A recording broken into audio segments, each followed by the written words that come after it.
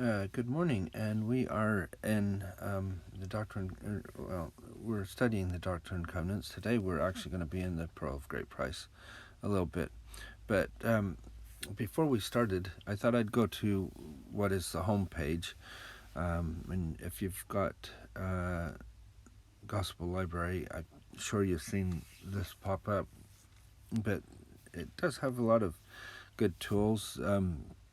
Just to study Come Follow Me, you can go to this orange box at the top there, and it will take you to the curriculum. But they have all this other stuff in here. You can have what you're continued to reading. Also, down here, at least on mine, there's a Come Follow Me box as well, and it takes you to the reading for this week, Joseph Smith history, and related stuff. It comes to this box, and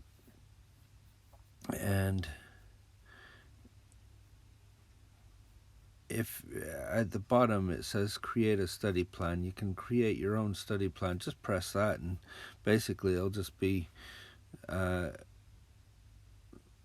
create tick boxes. It'll show how far you've come along in the study plan. It's fun to follow. I do that with my study of the conference talks, and it's quite handy that way. But we see here for this week, we have not only the regular Come Follow Me reading, but we have what's called the Voices of the Restoration. I thought I'd start with it first and then move on to the rest of it. So I'm just going to go into Joseph Smith's family. So at different times they'll have different things on this. One thing is so a very good podcast is Church History Matters, and in Church History Matters, they actually, I think they covered this earlier this year, about 3 or 4 weeks, or 2 or 3 weeks ago, I should say, about, I think their question was, is Joseph a product of his environment? And so they looked at his family as his environment. And they go into more depth in these things, which is great.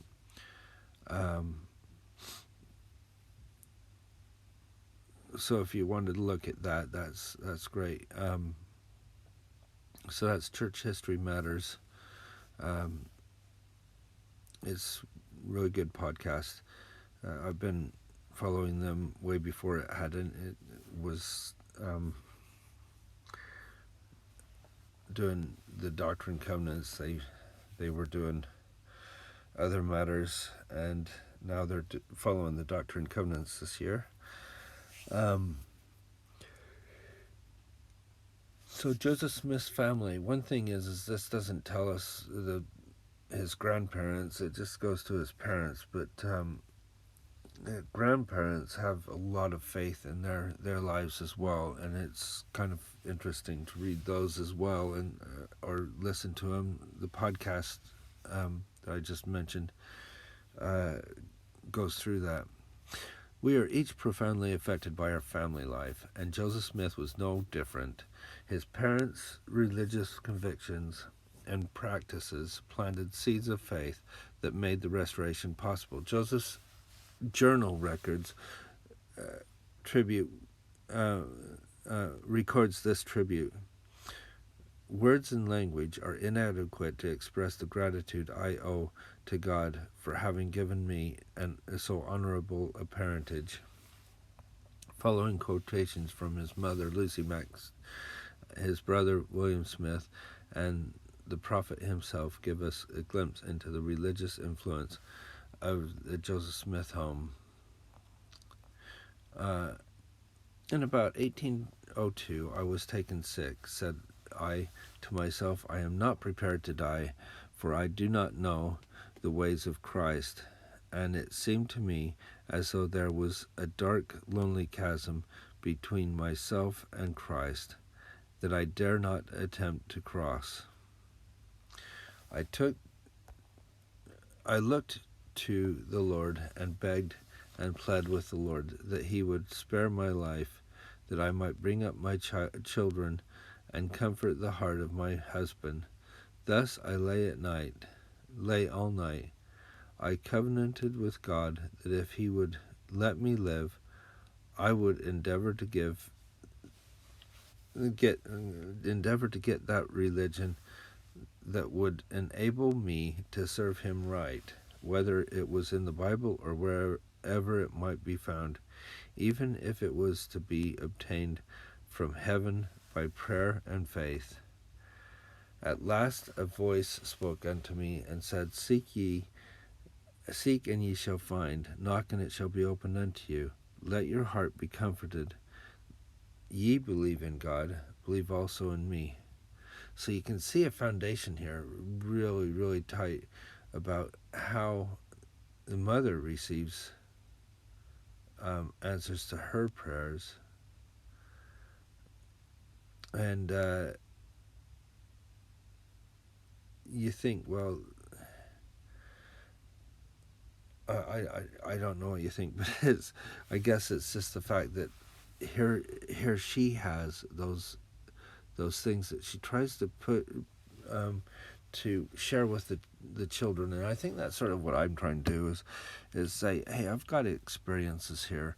I hope that you can understand how I feel about this and get your own testimony. From this time forward, I gained strength continually. I said but little upon the subject of religion, although it occupied my mind entirely. I thought that I would make all diligence, as soon as I was able, to seek some pious person who knew the ways of God to instruct me in things of heaven. And then William Smith, Joseph Smith's brother, I think it's interesting. His quote starts with, my mother, who was very pious, so she was looking for someone pious. It seems that William saw that in her mother, in his mother, was and very much interested in the welfare of her children, both here and hereafter, made use of every means which her parental love could suggest to get us engaged in seeking for our souls' salvation, or as the term then was, in getting religion. She prevailed on us to attend the meetings, and almost the whole family became interested in the matter and seekers after truth.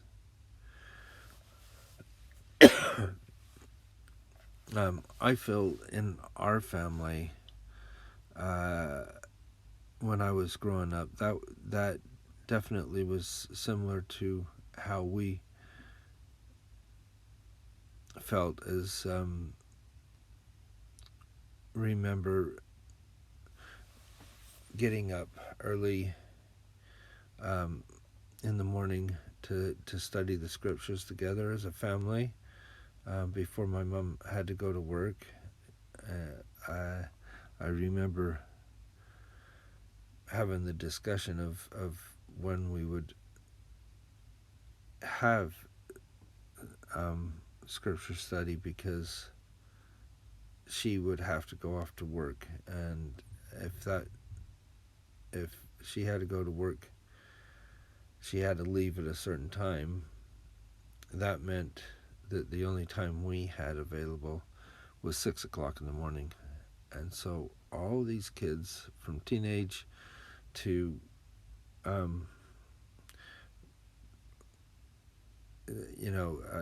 kindergarten, all would get up and go and read the scriptures together in the morning. And I think it's a great example, and I think this is sort of what was happening here.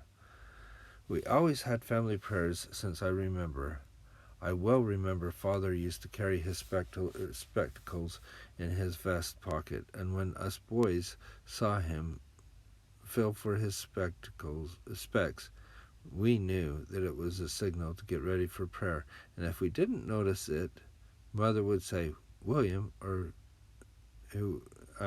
whoever was negligent. Sorry, William, or whoever was the negligent one, get ready for prayer. After the prayer, we had a song we would sing. So, again, I think about my experiences growing up and with my family, and really appreciate that in my environment as well, to see that. If you've not had that experience,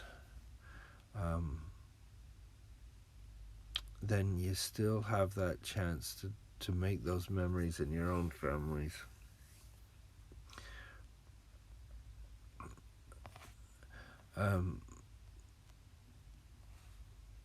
And then Joseph Smith himself, I now say that my father never did a mean act that might be said was ungenerous in his life. To my knowledge, I loved my father, and his memory and the memory of his noble deeds rest with ponderous weight upon my mind. Many of his kind and parental words to me were written on the tablet of my heart. Sacred to me are the thoughts which I cherish of the history of his life that have rolled through my mind and has been implanted there by my own observation since I was born. My mother also is one of the noblest and best of all women. That's just a short insight into life in their family, and as you see, there's quite a large family that they had, and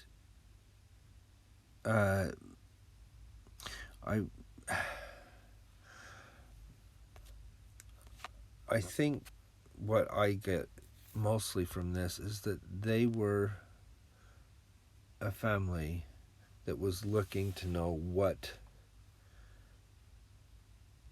they should do to be closer to God in everything that they could do, and they went different paths. Lucy looked for the opportunity to be able to go and get into a religion. She was looking for a place to go to church, a place that was would give her those things that she needed. But Joseph Smith Sr., he did not, and this had, you can look it up in the church history, in some of the articles. I think the best place to go for that again is Church History Matters podcast, and go from there.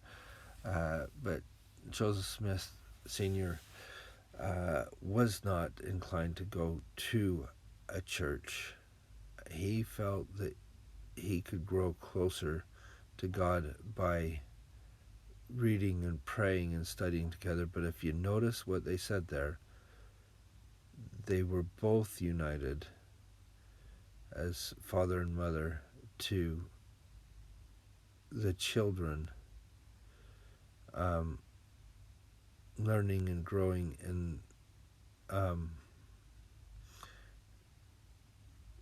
in studying the truth and seeking for the truth, whether it was by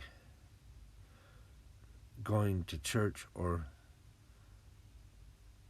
developing individual strengths.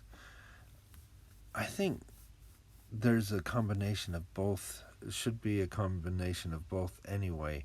And as the church has gone from